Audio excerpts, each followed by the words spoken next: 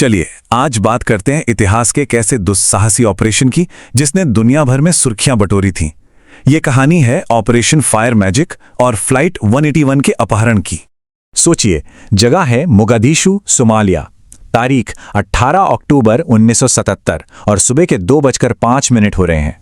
एक किडनैप हुए प्लेन के अंदर 100 घंटे से भी ज्यादा का वक्त बीत चुका है। यात्री और अपहरणकर्ता दोनों ही अब हिम्मत हारने की कगार पर हैं। तभी अचानक प्लेन के दरवाजे एक जोरदार धमाके के साथ फट पड़ते हैं। स्टन ग्रेनेड की चौंधिया देने वाली रोशनी और कानों को बहरा कर देने वाले शोर के बीच अंधेरे से कुछ परछाइयां अंदर आती हैं और एक ही आवाज गूंजती है, सिर नीचे, हम जर्मन पुलिस हैं।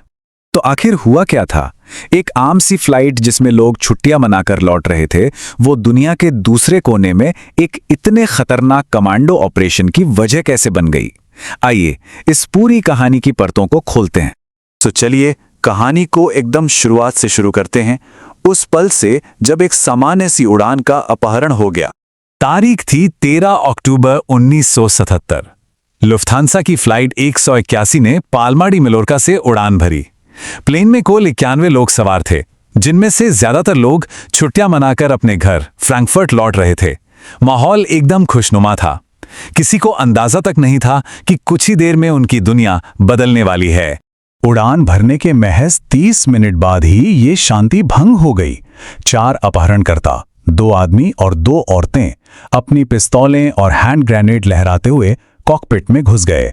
उनके लीडर ने को पायलट को बाहर धकेला और ये खौफनाक ऐलान कर दिया। अब माहौल तो बहुत ज्यादा तनावपूर्ण था, लेकिन प्लेन के कैप्टन यर्गन शूमन ने हिम्मत नहीं हारी। जब ईंधन भरवाने के लिए प्लेन को रोम में उतारा गया तो उन्होंने बड़ी ही होशियारी से कॉकपिट की खिड़की से 4 सिगार नीचे गिरा दिए। ये जमीन पर मौजूद अधिकारियों के लिए एक सीधा और साफ इशारा था कि प्लेन में 4 अपहरणकर्ता हैं। उनकी इसी सूझबूझ ने आगे होने वाले ऑपरेशन की नींव रखी। लेकिन देखिए, ये जो हाईजैकिंग थी ना, ये कोई अचानक हुई घटना नहीं थी। इसके तार जुड़े थे एक बहुत बड़े राजनीतिक संघर्ष से, जिसे जर्मन ऑटम के नाम से जाना जाता है। तो ये जर्मन ऑटम था क्या? दरअसल 1977 का वो दौर था जब पश्चिम जर्मनी में रेड आर्मी फैक्शन यानी आरएएफ नाम के एक जर्मनपंथी गुट ने आतंक फैला रखा था। ये लोग बम धमाके, अपहरण और हत्याओं के जरिए देश में खौफ का माहौल बना रहे थे। अब इस खतरनाक मिशन में आरएएफ अकेला नहीं था। उन्होंने हाथ मिलाया था popular front for the liberation of Palestine यानी पीएफएलपी के साथ। तो ये जो फ्लाइट के अपहरणकर्ता थे वो पीएफएलपी के थे, लेकिन उनका असली मकसद था जर्मनी की जेलों में बंद आरएएफ के बड़े नेताओं को छुड़ाना। साइप्रस पहुंचकर हाईजैकर्स ने अपनी शर्तें सामने रखीं, और शर्तें भी कोई छोटी मोटी नहीं थीं। उन्हें जेल में बंद आरएएफ के 11 सदस्य, तुर्की में कैद 2 फिलिस्तीनी साथी और साथ में $15 मिलियन की भारी भरकम फिरौती चाहिए थी। धमकी साफ थी, मांगे पूरी नहीं हुई तो प्लेन में कोई जिंदा नहीं बचेगा। इन मांगों ने जर्मन सरकार को एक बहुत ही मुश्किल सिचुएशन में डाल दिया था। सरकार तो बातचीत का नाटक कर रही थी ताकि थोड़ा वक्त मिल सके, लेकिन उधर फ्लाइट 181 के यात्रियों के लिए आतंक का एक लंबा और भयानक सफर शुरू हो चुका था। अगले 5 दिन वो प्लेन और उसके यात्री मानो नरक से गुजर रहे थे। एक देश से दूसरे देश विमान भटकता रहा। लेबनान, सीरिया, इराक, किसी ने भी उसे उतरने की इजाजत नहीं दी। आखिरकार दुबई में जब प्लेन उतरा तो यात्रियों को 2 दिनों तक भीषण गर्मी और घुटन में रहना पड़ा। दुबई के बाद प्लेन पहुंचा साउथ यमन के अदन शहर में। यहां कैप्टन शूमन को लैंडिंग गियर चेक करने के लिए बाहर जाने दिया गया। उन्होंने वहां एक यमनी जनरल से यात्रियों को बचाने की मिन्नतें की, लेकिन कोई फायदा नहीं हुआ। प्लेन में वापस लौटते वक्त उन्होंने जो कहा वो दिल दहला देने वाला था, और हुआ भी ठीक वही जिसका उन्हें डर था। जैसे ही कैप्टन शूमैन वापस प्लेन में आए, हाईजैकर्स के लीडर महमूद ने बिना कुछ सोचे समझे उन्हें सभी यात्रियों के सामने घुटनों के बल बिठाया और उनके सिर में गोली मार दी।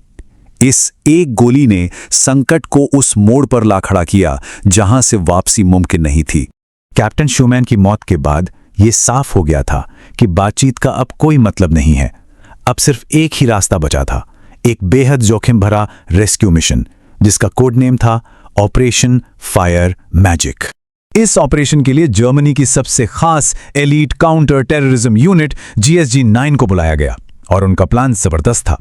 प्लान यह था कि पहले सोमाली सैनिक दूर एक आग जलाकर हाईजैकर्स का ध्यान भटकाएंगे।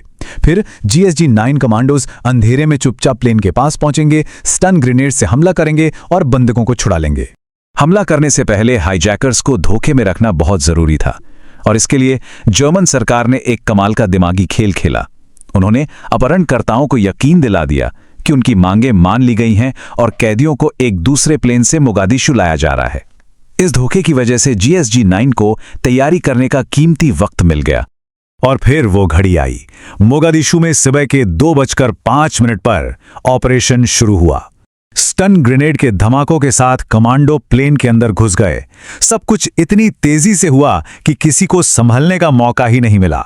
सिर्फ 7 मिनट, जी हां, सिर्फ 7 मिनट के अंदर पूरा ऑपरेशन खत्म हो गया था। ऑपरेशन कामयाब रहा। सभी 86 यात्रियों और बाकी 4 क्रू मेंबर्स को सुरक्षित बचा लिया गया। 3 अपहरणकर्ता मारे गए और एक को जिंदा पकड़ लिया गया। जब जर्मनी की जेल में बंद RAF नेताओं को यह खबर मिली तो उन्होंने आत्महत्या कर ली। लेकिन कहानी यहीं खत्म नहीं हुई। इसका एक बहुत ही दुखद पहलू भी था। बदले की आग में RAF के बाकी आतंकियों ने अपने एक और बंधक उद्योगपति हैंस मार्टिन श्लेयर की हत्या कर दी। ऑपरेशन फायर मैजिक वाकई आतंकवाद के खिलाफ एक बहुत बड़ी जीत थी। इसने साबित कर दिया कि सही प्लानिंग और हिम्मत से नामुमकिन को भी मुमकिन बनाया जा सकता है। लेकिन ये हमें एक बड़े सवाल पर सोचने के लिए मजबूर करता है। ये बचाव तो शानदार था, पर उस पूरे खूनी दौर यानी जर्मन ऑटम की असली कीमत क्या थी और दुनिया ने इससे क्या सबक सीखा?